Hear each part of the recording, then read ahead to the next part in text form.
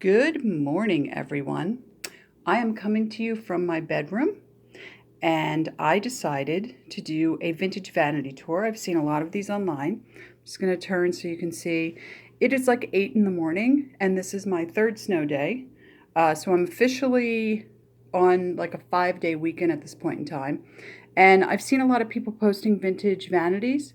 So I thought I'm going to do one. So I'm going to spin around, not too fast. I don't want to make anybody sick. So let's start with this corner, which I don't have much going on in this corner. I kind of see that phone jack. I kind of want to get a table and get a vintage phone if I can find one, because I feel like it would be so cool to just have a phone in my bedroom.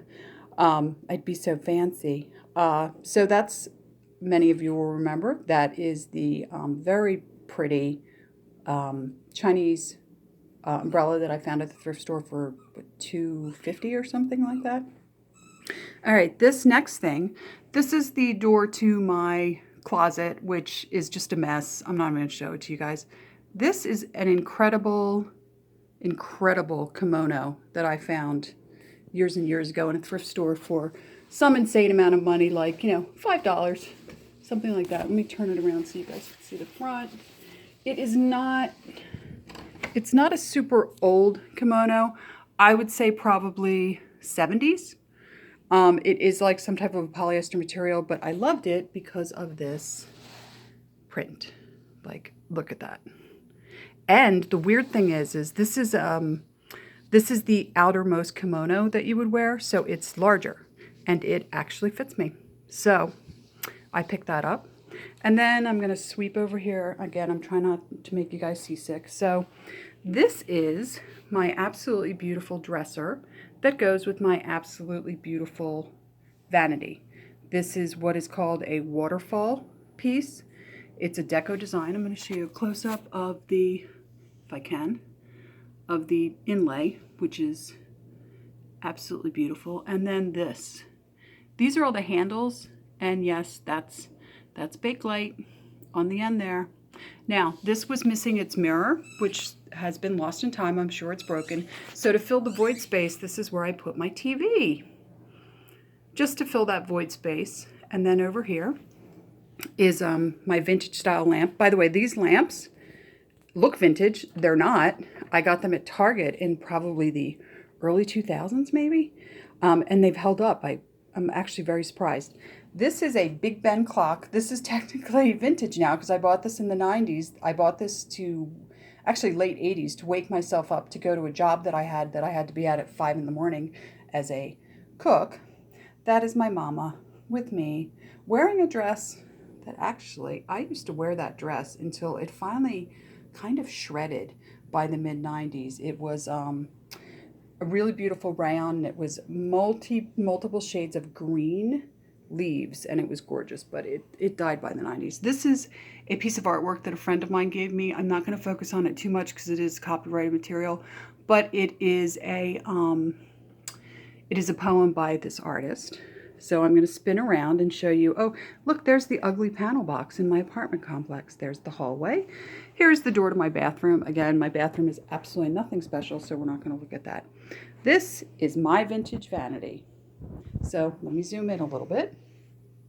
So we have some beautiful jewelry, and I'm going to take this jewelry out for just a split second because I want to show you these.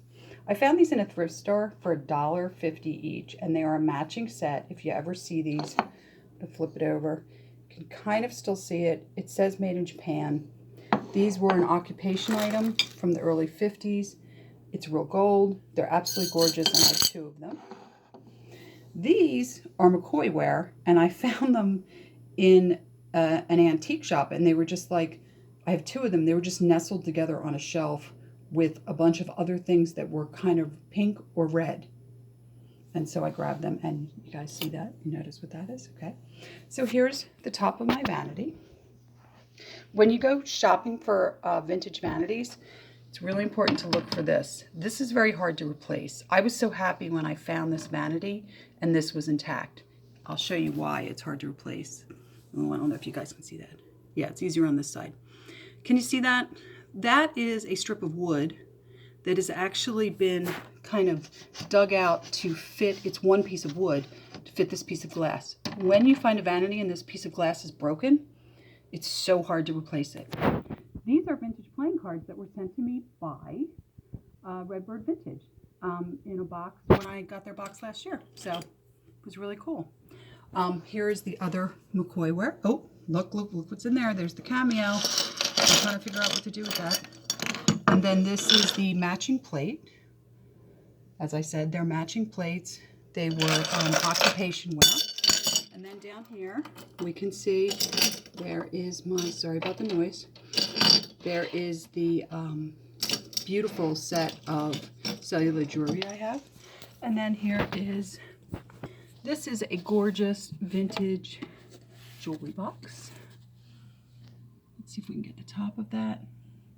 It's just a Chinese chinoiserie design. There's the key for it. It's a vintage hanky. This is a vintage fan and another not so vintage fan. I'm going to show you the knobs on the door. Okay, they're hard to see on this side. Sorry guys, I'm going to sweep you over. There we go. That's better. So again, we have the same inlay. I don't know if you guys can see it. And yes, the bottom of the handle is the same bakelite. I know it's very hard to see. Unfortunately, it is such a dark day today. There we go. There's a better image of the inlay and the feet. Now, I don't want to be in the picture because I'm literally still in my bathrobe. But this is, and again, another thing that's important when you're looking for these old deco sets, take a good look at the mirror. All right, so now we're going to swing around to my bed, which you can actually see in this video. But let's start with my art. So this is an old piece. This is some photography that an old friend of mine did years ago at a temple in Tibet. And this was, it was during a charity auction. I bought these. I have two of them. And it was for, it was the Tibet movement. You guys remember that? Early 90s, late 80s, early 90s. This is my oh so glamorous bed. Okay, first of all, this pattern, this is Warren Conrad's Propose, and I bought this on clearance, so I don't know if it's still available. That pillow, my initial, got it at Target, but the most important part, so, by the way, these above the bed, see if I can move back so you can get a really good angle. These pictures above the bed, in fact, I'm going to get closer. I'm just going to walk over here. My dog, of course, wants to be right under my feet while I'm doing this. These were these Paris scenes, and they were made for tourists. They were mass-produced. But some of them are still considered fairly collectible. After the war, a lot of men who had served in the military went back to Paris, to France, with their wives. And you can see this one I have is signed and lettered. And they were really beautiful. They weren't expensive, and they were everywhere because the GIs who were now civilians were taking their wives to Paris like 10 years later. It's very popular in the 50s, 60s. London became very popular. So there was a lot of travel by soldiers who were now, sorry, my dog is freaking out because he lost his toy behind a door. Okay, sorry. I'm not trying to make you guys seasick with the shaky cam. All right, so let's talk about my headboard. I got this headboard. It is brown, chocolate brown velvet-ish. Probably not real velvet.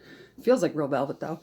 At the Restore near me. If you've never been to a Habitat for Humanity Restore, go check them out. They have amazing stuff, including amazing furniture. Now this set, the deco set I just showed you, I got for $100 locally, and it was like such a steal. The woman's grandmother had died. She was just getting rid of it, and it was in such good shape. So I stole it. And a pro tip here, see this? If you've ever priced a bolster pillow, you know they're not cheap. So what you do instead is go get yourself a body pillow and then get whatever color or pattern cover you want for it and use it as a bolster pillow. And you can see that's what I did with my nice comfy bed. And my bed is very comfy. And then over here, I just have glass nesting tables because, funny story, the woman who sold me the set had one of the tables, but at the time that I was buying the set from her, she didn't want to sell the table because she was using it. So she didn't sell it to me. And then later, she ended up putting it online. I contacted her immediately. It was on Facebook Marketplace, and she'd already sold it. I couldn't believe it. I was like, are you kidding me? So I got to hunt down the side table that matches this set. And then one last thing. I have some kind of weird design rules. One of them is just good quality, slightly heavier white sheers in your bedroom. It lets in light, but it also makes your bedroom very relaxed because too much pattern in any room can get overwhelming, and especially in the bedroom. I also only ever buy, as you can see, white sheets and white towels, or you can do ivory if you don't like the bright white, because they match everything and you don't have to change them up when you switch apartments and that apartment has different colored, tile in the bathroom or whatever. You just have white towels. But anyway, I just wanted to give you a tour of my, what I think is rather lavish bedroom for a woman who lives in, low-income housing. So this, guys, was my vintage vanity tour, and I am working on that shirt. I'm more than halfway through, so the next video may be me talking about that shirt. And here's one last shot of my vintage vanity, and I will see you guys in the next one.